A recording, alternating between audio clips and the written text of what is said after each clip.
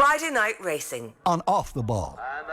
Brought to you by Horse Racing Ireland. Love every racing moment. Visit hri.ie. Yes, indeed. You're welcome along to this week's edition of Friday Night Racing. It's Ger and Johnny with you in studio. We'll talk about the big stories in racing a little bit later on. And of course, a reminder that Friday Night Racing and Off the Ball is brought to you by Horse Racing Ireland. Love every racing moment. Visit hri.ie. Make sure you follow the Twitter account at HRI Racing, and the hashtag is every racing moment. Now, our guest this week is Frances Crowley, who's just contributed the final chapter to the brilliant new memoir Champion. It is the story of her late husband's brilliant career, and I'm delighted to say Frances Crowley is with us. Frances, the book that Pat wrote with Don was obviously in the works for a long time, but you needed to contribute to it yourself, to put some extra context on it, and it's a stunning final chapter. I've just read it today and I'm totally emotional. I haven't read it. How did you manage to be able to commit to print the details of everything that you've included there? It's so stunningly beautiful, but it must have been incredibly hard to write. Well, it was hard to write actually, but I think also it was a little bit therapeutic, and I had a funny kind of feeling that I needed to write everything down that happened. So in that way, it was probably good for me.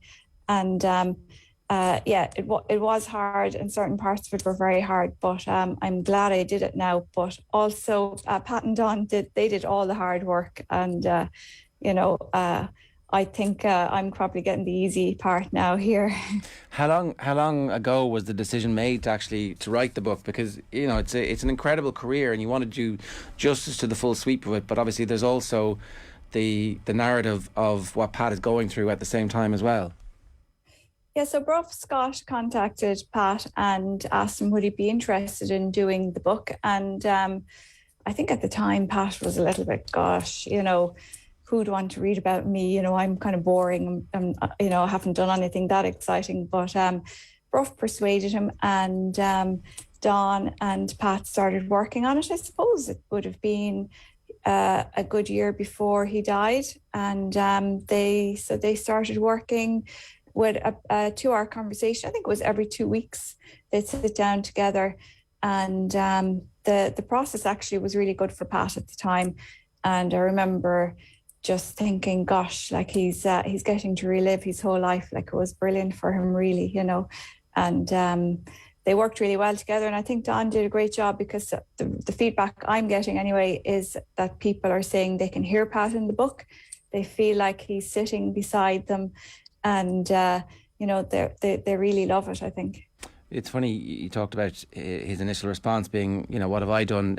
That's actually one of the things that struck me from the book, is he talks about not being particularly confident at any stage, and always kind of being constantly driven by what other people were doing. When he arrived, he looked up to Mick Kinnan and a few others, Johnny Murtagh, and then it was rivalry with his nephew later on. It's funny how that kind of level of honesty about somebody who was clearly one of the greatest jockeys that we're ever going to see. Was that humility? What do you think that was? That quality that prevented him ever from feeling totally confident, but obviously he had confidence in his own ability at the same time.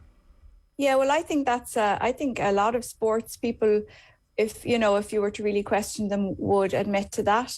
I think confidence is such a huge part of being a sports person, and especially a jockey, because you transmit that confidence to the horse. But I think most sports people will admit that they will have a feeling of not being good enough, and it's even watching Frankie Dettori's documentary the other night, which I thought was great.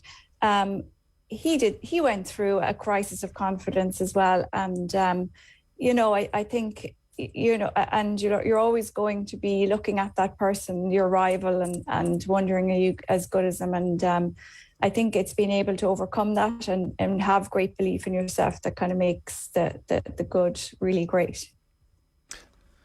Yeah, I suppose the weighing room has been in the news a lot, obviously this week, Frances. But there, in general, like you look at these characters, there is kind of generally humility. It's almost like you'd never be allowed almost to get ahead of your station, and because you might be riding. I always find that really interesting when a jockey, like if Pat won the Irish Derby on Grey Swallow, he might be riding in a handicap within 20 minutes, and he just has to get on with it. And that's kind of the way racing is as well, isn't it?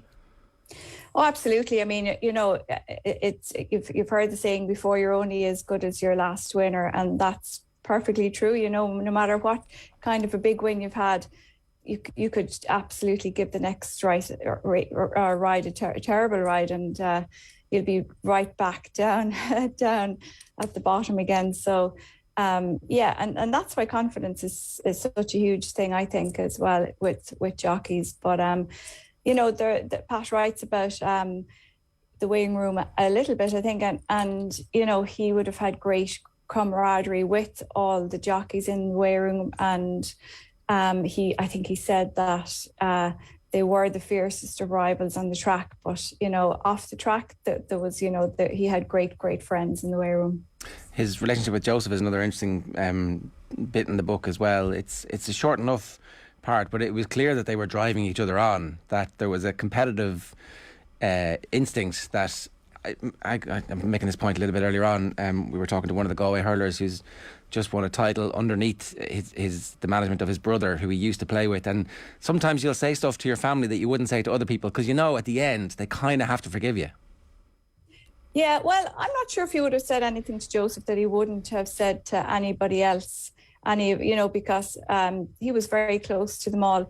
But at the time, himself and Joseph, every race they went out on, they were probably on the first and second favourites. So, it was very intense there for a while. And but they off the track, then they were the best of friends as well. So, but it was very intense for a while, I think. Yeah, I'd say you were all delighted when Joseph decided to go training full time. Yeah, I'm sure lots of trainers weren't so delighted, but the jockeys certainly breathed a sigh of relief, I'd say. One thing that struck me when Pat was ill, and I think so many sports people can relate to this, France, as well. And like I just get the impression, even from talking to kind of young football managers in the League of Ireland now, that it's completely all consuming. And I always kind of text them, and I might say, be conscious of your family, and be conscious of that this is it's ultimately it's sport. It's it's not the be all and end all. And what really struck me was that Pat started to talk about that it gave him the chance to almost reclaim that family time that he'd abandoned in the pursuit of the single-minded pursuit of winners. Did you see that change with him then as he got ill? Oh, absolutely. Yeah, absolutely. And, it's easy for you to say that it's not the be all and the end all. But, if it isn't the be all and the end all, when you're a sports person, you're not going to be successful. So, exactly. So it has to be. But yeah, obviously when he got sick and he had time to spend with us and to spend on the farm, of course he was a completely different person, But I guess like, what's it like being the son or the daughter of, a professional sports person who has so much pressure in his or her life that it's a single-minded pursuit, and obviously you've the family time as well, but I don't want to kind of talk too much about politics or whatever. I'm reading the Charlie Haughey book at the moment, which is incredible reading. But what really strikes me is the role of the wife bringing up the kids and all that battle at home when the person is gone all day, every day. And what was it like for you bringing up the kids? Because I know you were a trainer in your own right, but Pat was gone a lot. He was gone a lot, and we just got on with it. We accepted that we were sort of, you had to take second place in his life, and we knew that, and we were happy with that. We certainly weren't going to cause any more friction or make it more difficult for him. He was trying to do his job, and we were just trying to facilitate that as best as we could. And that's the truth, because I grew up in it, and I knew that was the way, and I didn't expect it to be any different at all. Yeah, you kind of, as you say, when your dad, Joe, obviously it wasn't something that was entirely new to you when you married into the life of being married to, one of the top jockeys. No, wasn't. And my poor mother, who didn't come from that background, really struggled with the fact that it was horses, horses, horses. I do remember her saying that a lot, just can we ever just maybe not talk about them, or can we do something different, or, could No we was the answer, I guess, was it? No, no. And I'm afraid she got very little backup from us at the time as well.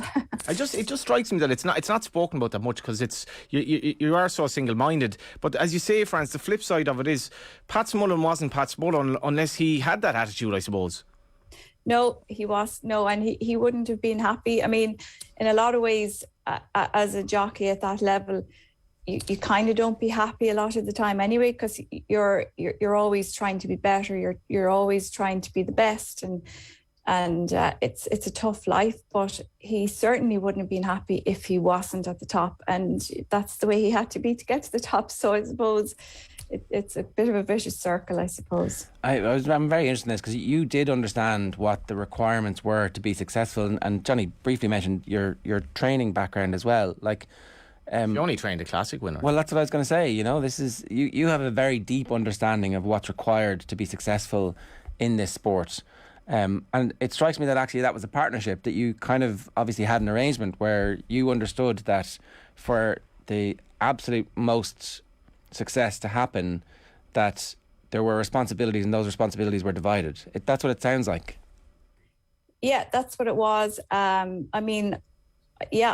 was training, and I think when I found that I couldn't do it, I couldn't do everything properly. I couldn't be there for Pat and kind of protect him from all the things that would go on in the yard, all the injuries and things that I knew he kind of couldn't cope with and do his career as well. So doing that and being a mother and, being a trainer wasn't possible. When I saw that I was missing things and I wasn't doing them properly, that was when I decided that, I had to give up. And much and all, as it kind of went against my nature to be a housewife as such, I knew that he needed someone behind him. So, and we were grateful for the life of him being a successful jockey and what it gave us. So, we all had to pull our weight. I think that's just very selfless. I think it's because, I guess in any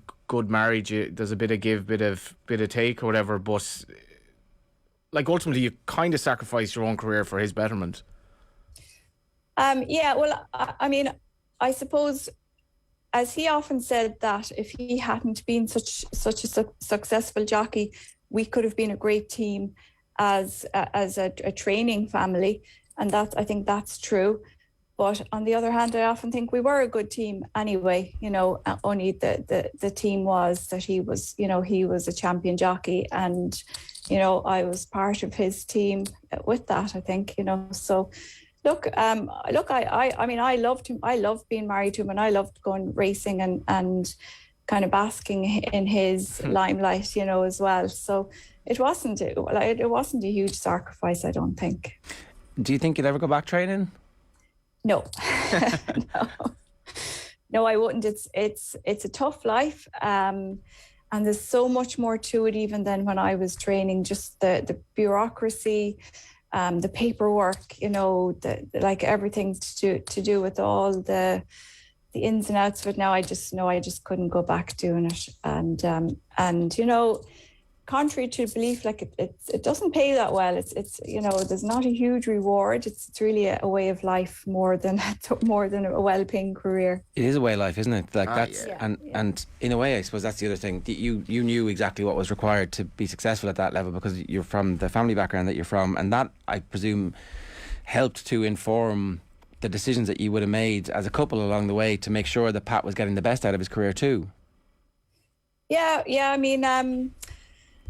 Look, I think like all I could do really was be there for him and not trying to interfere too much, and I'd like to think that,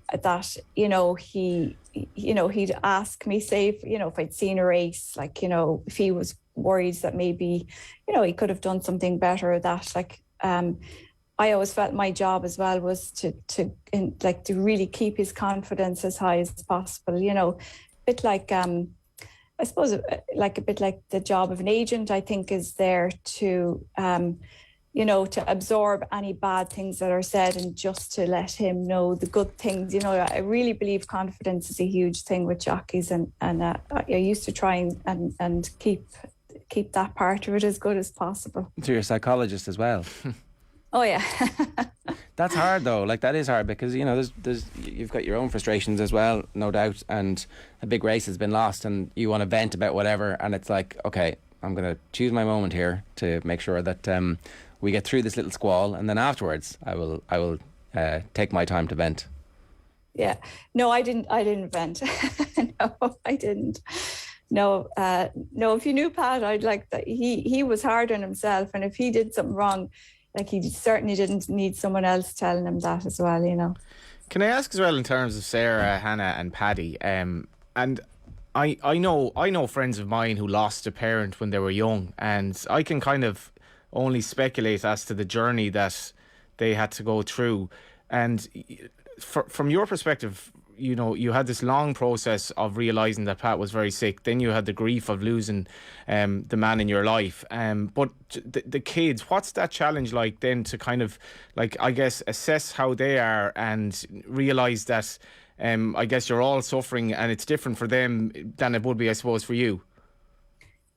Yeah, it is. Well, my role in it, well, I suppose I think I always think of when Pat was sick, and if he was, if he was in good form and well and happy, it kind of set the mood in the house. And I always feel that the kids look to me a little bit now to set the tone in the house. And I do feel that I can't be going around crying, although there are times when they're being asked what they want for dinner, and there'll be tears streaming down your face. But, I think that's okay too. But in general, I do feel I have to, be in good form and be in good humour for them, because otherwise they will be sad. And I did realise that a few times.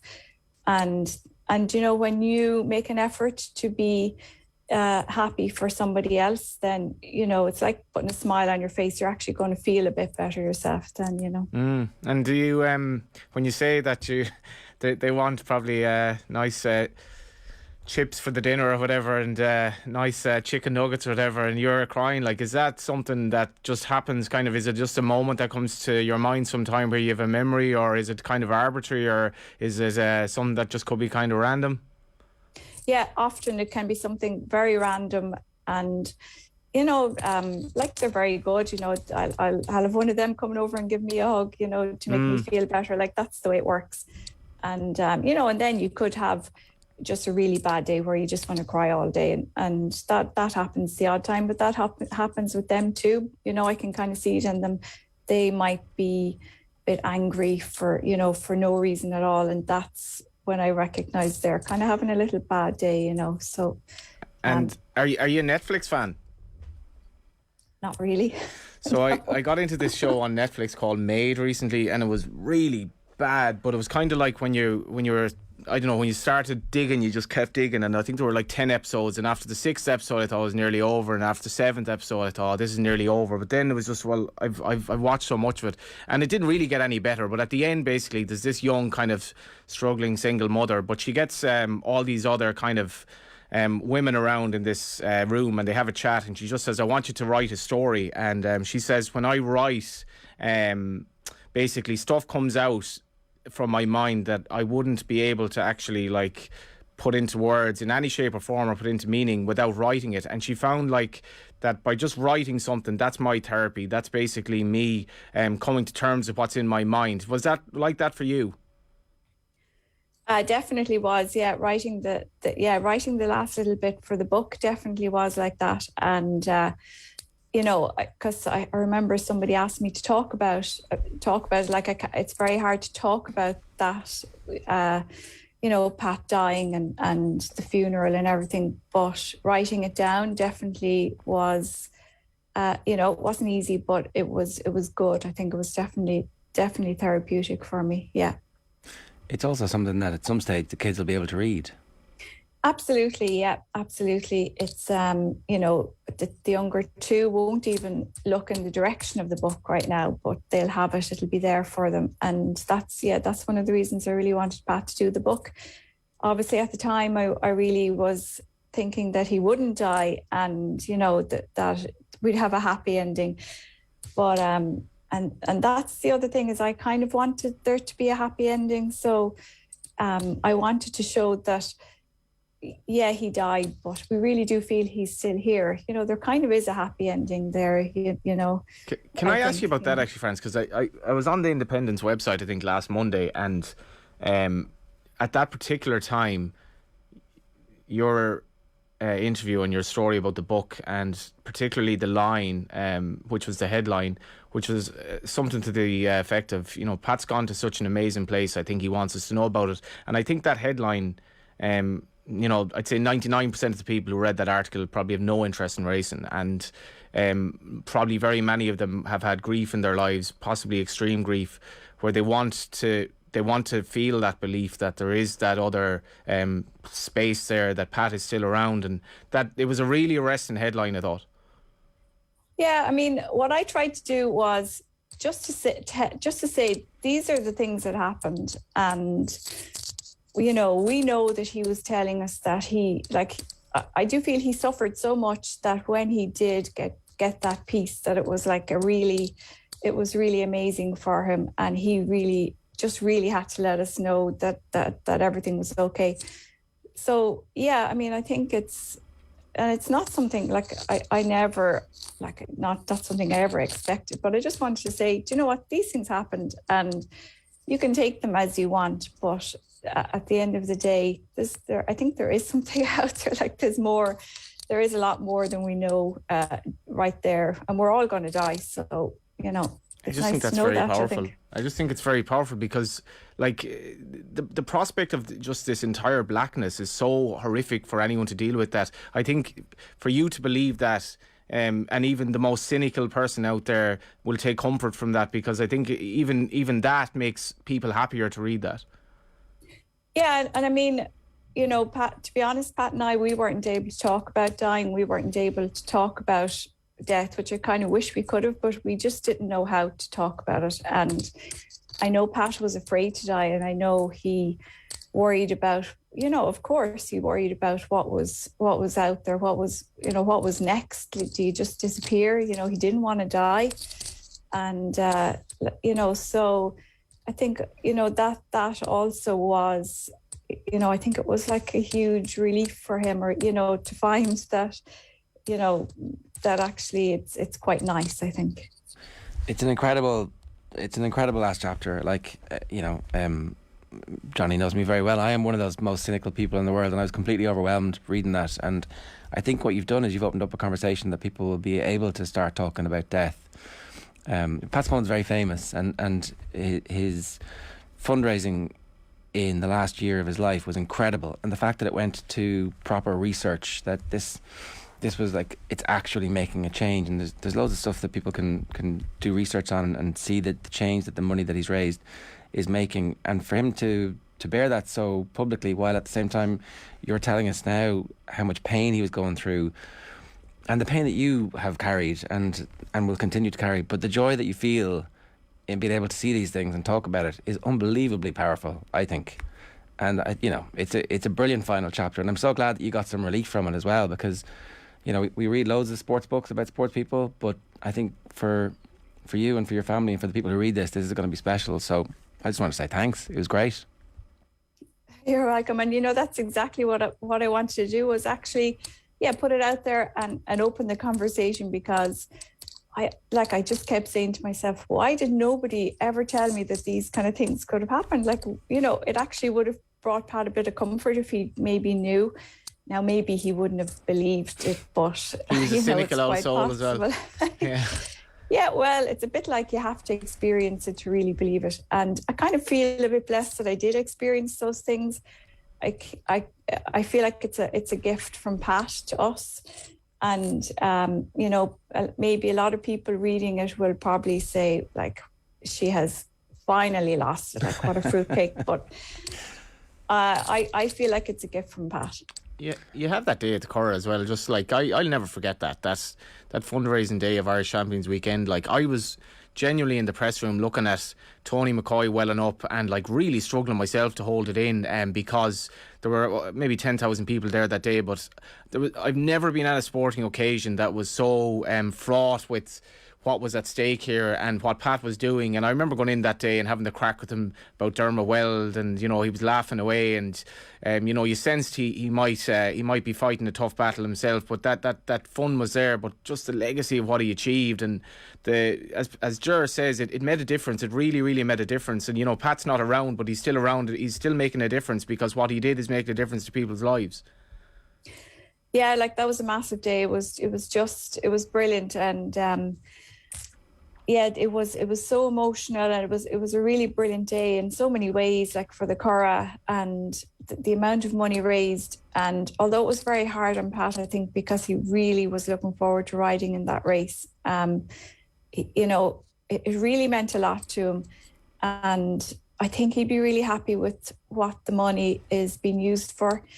And I kind of think, and I know he had no power over this, but the fact that he died the exact same day a year later is kind of uncanny. I think it kind of in a funny way shows the significance of the day.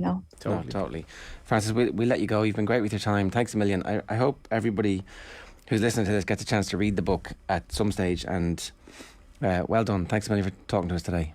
You're welcome. Thanks very much. Thank you. It's Frances Crowley there, of course, a trainer in her own right, and she's contributed the last chapter to Pat Smullen's memoir with Don McLean, and amazing people. I just found it really hard to read that. It's heartbreaking. Just think that, I know I mentioned the Haughey book there, but like what Maureen Haughey did in terms of bringing up kids when Charlie was away the whole time, just started me thinking about like all these kind of the silent partners in these relationships that like they don't get 0.1% of any media coverage, but like Frances is a completely phenomenal woman, and Pat wouldn't have been what he was, but for her. And it's kind of interesting that she does make the point, because when Pat got sick, he was like, I've effectively half abandoned my family here. I didn't realise that I was so driven by winners. But then you flip that around, and if he didn't have that drive, he wouldn't have been the jockey he was, and that is the life, I suppose, that he was in. Yeah, that's the constant tension in sports people's lives. Right, a reminder, Friday Night Racing is brought to you by Horse Racing Ireland. If you want to get in touch with us, by the way, you can text the show on 53106, or you can always leave a comment in the YouTube stream. We stream every Friday afternoon at 3 o'clock, and then we are also broadcast every Friday evening from 8 on Off the Ball on News Talk. Now, it turns out you had a good weekend last weekend, Johnny. A Grade 1 win from Allaho in the John Durkin Memorial Chase at Punchestown on Sunday delivered 29.8 points for you to maintain your comfortable early season lead. #unassailable in the Tote 10 to follow. Unstoppable juggernaut. Sorry, it's going to read the last bit of it. Your other pick, Fernie Hollow, also winning on the day. Scored a further 12.6 points. So it is actually... Oh, wow. Yeah. Your 10 to follow stable is clearly the one to beat as we head for the Christmas racing season. So you're 135 points for the radio listeners in number 1. Number 2 is Danny Mullins on 95. And number 3 on 43 points. A miserly 43 points is me. Did you have Envoy Len? 26,667th of the... Envoy Len... me and 20,000 of my closest friends. Yeah. That's a long way to go, John. I actually can't remember. Long way to go. I don't know, I did the bubble slightly burst with him, but it was a great weekend of racing. Like, just Cheveley Park running Allaho against Envoy Len. I wish other owners would do that. I know there are different stables. It was great for the sport, and I have to say I was watching it from home. Mobility isn't the May West at the moment, and like you're watching an RTE, and it's Ruby, Barry Geraghty, Andrew McNamara, and they did a kind of a concise 2-hour show with racing from Cork and Fairyhouse, but it was really gripping stuff. And I have to say, Ruby's run into a very, very good presenter. He's like, I have deep resentment for somebody who just, do you know, like he's like if you're talking about Pat Smullen, Ruby had an incredible drive, but he's really putting... Like, it's not easy to present. I've done bits of myself. It's a completely different ball game, particularly in front of a camera.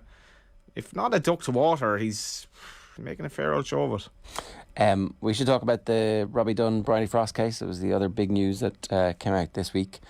There's 7 days to appeal, so that's from yesterday. I don't know if there's been any indication formally yet. Yeah, I don't know actually. I just heard Adrian on about it here this morning on OTBAM as well. It's complex. It's complex because we mentioned Tony McCoy. I don't think he covered himself in glory this week, to be honest. I thought his tweet, which if you're not... he basically tweeted his support for the valets or whatever, and one couldn't but infer what he meant from that if you read the Bryony Frost case, because I'm a bit like a lot of racing. I'm just a bit sad about this, and I'm kind of torn. On one level, I've an awful lot of sympathy for Bryony, and I think she won't go into weighing rooms now without... Some people will just not really look at her, unfortunately. And that's the history of whistleblowers. But ultimately, the whistleblowers come to be seen as massive agents of change for the better in their sport. And there's a kind of... It is a rehash of the conversation we had a couple of weeks ago. Big opportunity for racing now to say, we have this safe space where we're going to make sure that the facilities are excellent and that any potential issues at one level are dealt with from a physical thing, and then we've taken all these other measures so that if there are any ever issues with anybody who feels like they're being bullied, then they can come forward, and there is this process by which we are going to deal with it. And it turns out that almost all organisations, and particularly all sports organisations, have been through this at various stages all around the world. So the template for how to come out of a scenario like this is right there. If racing has, particularly British racing, has the humility to turn around and say, we need help with this and we need to fix it.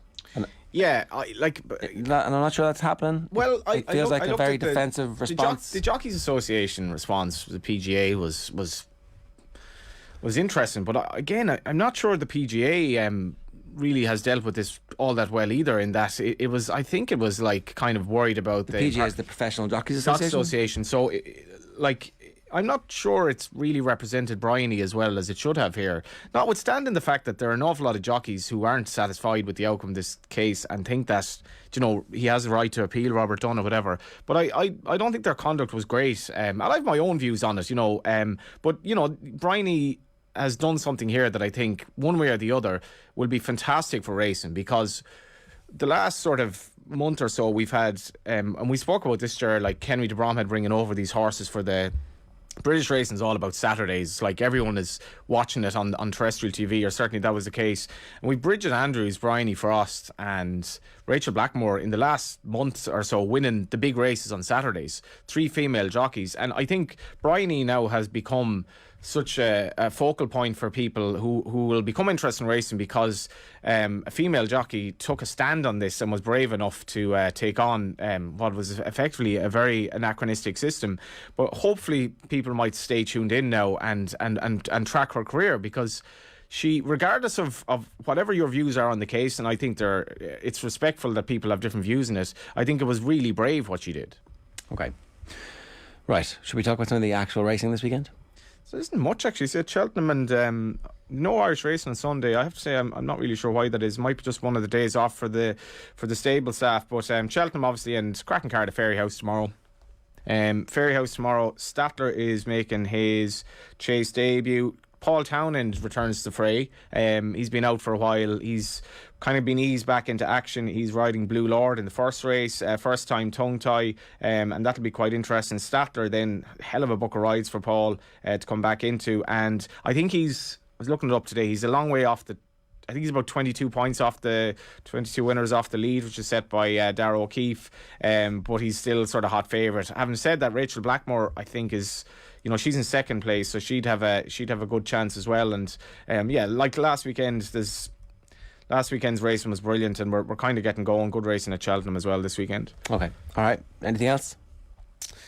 Not much else. How did you get on at Gavin Cromwell's? We were down in Gavin Cromwell's. We were supposed to be a duo down in Gavin Cromwell's. But I missed you, Johnny. Everything's happening a bit slower at the moment. You didn't make it.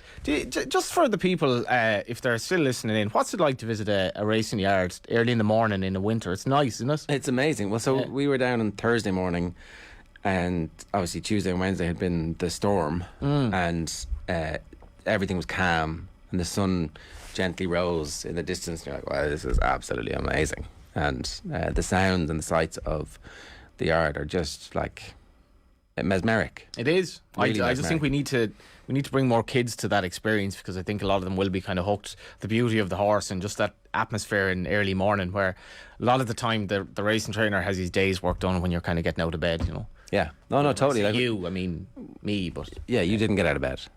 I wasn't really getting to that, but I was kind of on a work-related trip the night before, and it just. Oh, now we're getting the story, are you? In the work, anyway. Yeah, but me and Gavin. Gavin's already had words with me, so I owe him a bill. Excellent. On that note, that's this week's edition of Friday Night Racing, which is brought to you by Horse Racing Ireland. Love every racing moment. Visit hri.ie. We will actually be bringing you the video that we made from our visit to Gavin Cromwell's yard. It looks spectacular, and we'll get the inside track on where Flooring Porter is going to end up at Christmas, because entered for both, I think, Limerick and also for Leopardstown. So we'll see. I'll get you the information on that. And look, do yourselves a favour, get your hands on a copy of Champion and make sure you read the whole way through to the end. The last chapter, I just read it before we came on. That's why I was like completely overwhelmed by it. It's heartbreaking, but it's necessary that you read it, and sometimes remember that there is more in this life than the stuff that we do every day. And after, hopefully. See you next week. Friday Night Racing on Off the Ball. Brought to you by Horse Racing Ireland. Love every racing moment. Visit hri.ie.